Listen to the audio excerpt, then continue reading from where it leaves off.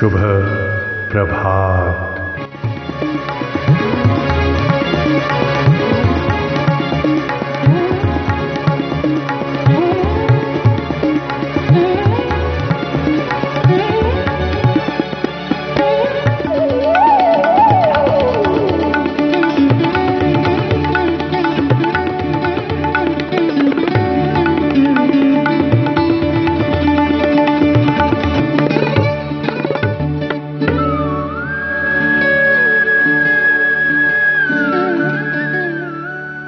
शुभ प्रभात कार्यक्रम के सभी दोस्तों को शिव मोहन का नमस्कार, आदाब, सत श्री अकाल।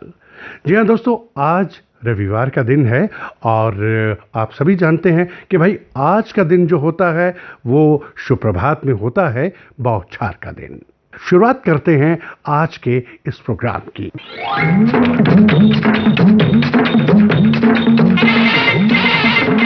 तो जनाब हुआ यूं कि एक भिखारी एक घर में गया और वहां पे नॉक करने लगा और जोर जोर से कहने लगा कि भाई भगवान के नाम पे देखिए कुछ दे दीजिए, भूखा हूं, मेरे पास पैसा नहीं है।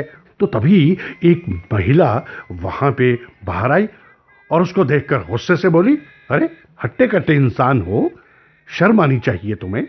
भाई तुम भीख मांगते हो, कोई काम करो, कोई अच्छा सा काम करो और तुम होके भीख मांगने निकले हुए हो। तो जनाब भिखारी भी बहुत चालाक था, कहने लगा कि देखिए अब आप भी किसी हीरोइन से कम थोड़ी ही हैं, मगर देखिए घर में बैठी हुई हैं। ये सुनकर महिला बोली, रुक जाओ तुम्हारे लिए पिज्जा ऑर्डर करती हूँ।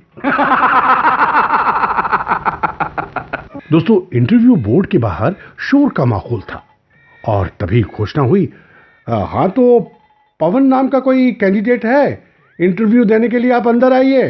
तो जनाब पवन जी अंदर चले गए और उनसे अफसर साहबान ने बोला, मिस्टर पवन आप ये बताइए कि ताजमहल कहाँ है? सर रोहतक में।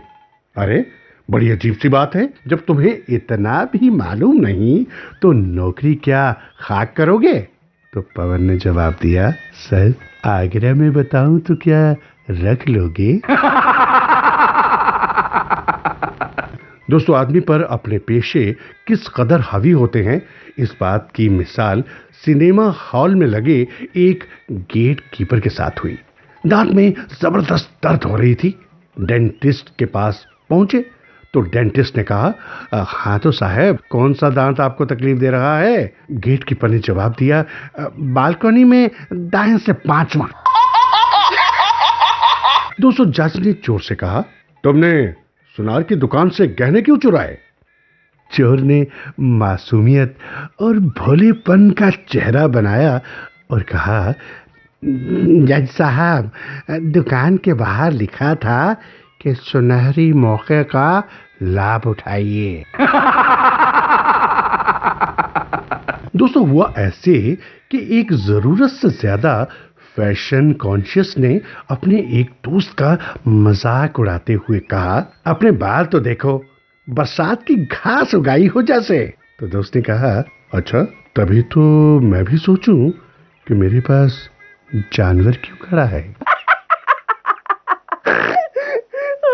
दोस्तों एक बार यमलोक के दरवाजे पर दस्तक हुई तो यमराज ने जाकर दरवाजा खोला। उन्होंने बाहर झांका तो एक मानव को सामने खड़ा पाया।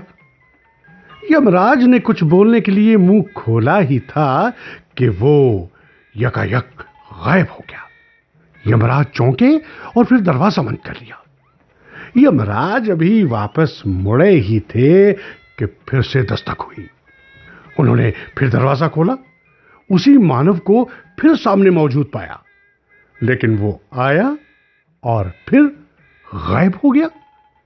ऐसा 3-4 बार हुआ तो यमराज अपना धैर्य खो बैठे और अब की बार उसे पकड़ ही लिया और पूछा, क्या बात है भाई, क्या ये आना जाना लगा रखा है, मुझसे पंगा ले रहे हो? तो मानव ने बड़ी सहजता पूर्वक जवाब दिया, अरे नहीं महाराज, दरअसल मैं तो वेंटिलेटर पर हूं और ये डॉक्टर लोग ही हैं जो आपसे मस्ती कर रहे हैं। दोस्तों, जिंदगी में भले ही एक गर्लफ्रेंड तक ना हो, फिर भी जगजीत सिंह की गजलें सुनने बैठो तो लगता है जैसे 10-12 छोड़ के चली गई हो। जगजीत की गजलों को सुनकर गर्लफ्रेंड की याद में मैं घंटा रोया। फिर याद आया, मेरी कोई गर्लफ्रेंड नहीं है, मैं तो शादीशुदा हूं। 2 घंटा फिर रोया।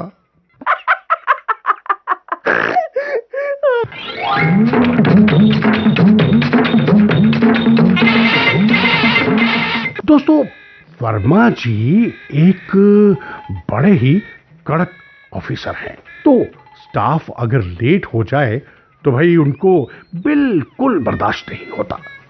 अब उन्होंने क्या किया कि भाई नियम ये बनाया था कि जो भी लेट आएगा वो रजिस्टर पर लेट आने का कारण भी लिखेगा।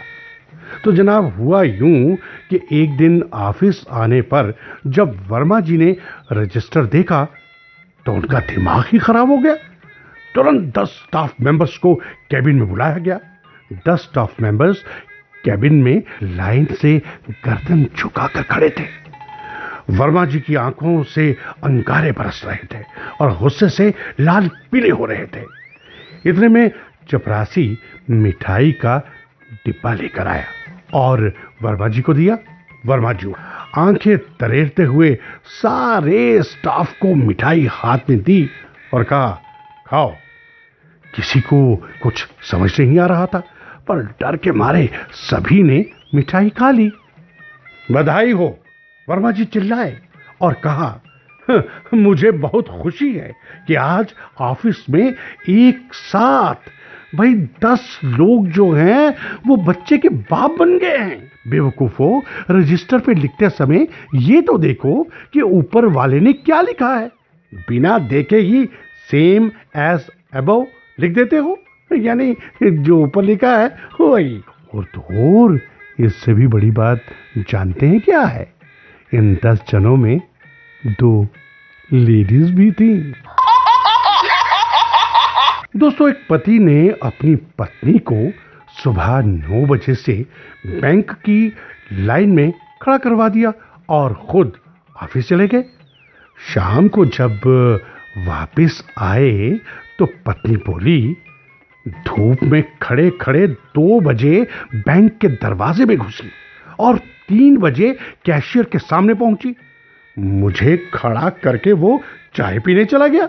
आधे घंटे बाद वो आया और कंप्यूटर पर बैठकर बोला, सॉरी मैम, पैसे नहीं हैं। आपकी कसम, मुंह मिर्ची खाए जैसा हो गया। मेरे तो तन बदन में आग सी लग गई। सारे दिन रोई, परेशान हुई। घर का सारा काम छोड़कर भूखी प्यासी इतनी देर खड़ी खड़ी पांव तोड़े और आखिर में ये जवाब, पैसे नहीं है। पति गुस्सा करते हुए बोला, अरे, और तुम पागलों जैसी यूं ही आ गई? उनका कुछ नहीं कर पाई? मुझ पर तो आज तक 15 बेलन तोड़ चुकी हो। कम से कम 1 बेलन उन पर तोड़ आती, उनको भी तो कुछ मालूम पड़ता। पत्नी बहुत धीरज से बोली, बेलन तो आज एक और टूटेगा। पैसा बैंक में नहीं, तुम्हारे खाते में नहीं था। और दोस्तों, अब बात एक नेताजी की। तो हुजूर, हुआ यूं कि एक नेताजी मरने के बाद यमपुरी पहुंचे। वहां यमराज ने उनका भव्य स्वागत किया और कहा, इससे पहले कि आपको स्वर्ग या नरक भेजूं, पहले मैं चाहता हूं कि आप दोनों जगहों का मुआयना कर लें कि आपके लिए कौन सी जगह ज्यादा अनुकूल होगी। यमराज ने यमदूत को बुलाकर कहा कि नेताजी को 1 दिन के लिए नरक और फिर 1 दिन स्वर्ग घुमाकर वापस मेरे पास ले आना। यमदूत नेताजी को पहले नरक में ले गया। नेता तो नरक की चकाचौंध देखकर हैरान रह गए। चारों तरफ हरी भरी घास, और बीच में गोल्फ खेलने का मैदान। नेता ने देखा उसके सभी दोस्त वहां घास के मैदानों में शांति से बैठे हैं और कुछ गोल्फ खेलने का आनंद ले रहे हैं। उन्होंने जब उसे देखा तो वो बहुत खुश हुए और सब उससे गले मिलने आ गए और बीते हुए दिनों की बातें करने लगे। पूरा दिन उनके साथ गोल्फ खेला, मस्ती की, आनंद लिया। अगले दिन यमदूत नेता को स्वर्ग लेकर गया। जैसे ही वो स्वर्ग के द्वार पर पहुंचे, स्वर्ग का दरवाजा खुला। नेताजी ने देखा रोशनी से भरा दरबार था स्वर्ग का। सभी लोगों के चेहरे पर असीम शांति और कोई भी एक दूसरे से बात नहीं कर रहे थे। मधुर संगीत बज रहा था। कुछ लोग बादलों के ऊपर तैर रहे थे। नेता ने देखा सभी लोग अपने अपने कार्यों में व्यस्त थे। नेता उन सबको गौर से देख रहा था। नेता ने बड़ी मुश्किल से एक दिन काटा। सुबह जब यमदूत नेताजी को लेकर यमराज के पास पहुंचा तो यमराज ने कहा, हाँ तो नेताजी, अब आप अपने लिए स्थान चुनिए जहां आपको भेजा जाए। नेता ने कहा, वैसे तो स्वर्ग में बड़ा आनंद है, शांति है, फिर भी वहां मेरे लिए समय काटना मुश्किल है, इसलिए आप मुझे नरक भेजिए। वहां मेरे सभी साथी भी हैं, मैं वहां आनंद से रहूंगा। यमराज ने उसे नरक भेज दिया। यमदूत उसे लेकर जैसे ही नरक पहुंचा तो वहां का दृश्य देखकर तब्द रह गया। वो एक बिल्कुल बंजर भूमि पर उतरा जहां चारों ओर कूड़े करकट का ढेर लगा था। उसने देखा सभी दोस्त फटे हुए गंदे कपड़ों में कबाड़ इकट्ठा कर रहे थे। वो थोड़ा परेशान हुआ और यमदूत की तरफ देखा और कहा, भाई मुझे समझ में नहीं आ रहा, कल जब मैं यहाँ आया था तो यहाँ घास के हरे भरे मैदान थे और मेरे सभी दोस्त गोल्फ खेल रहे थे। फिर हमने साथ बैठकर खाना खाया, मजे किए, और अब ये। यमदूत हल्की सी हंसी के साथ बोला, नेताजी, कल हम चुनाव प्रचार पर थे और आज आप हमारे पक्ष में मतदान कर चुके हैं।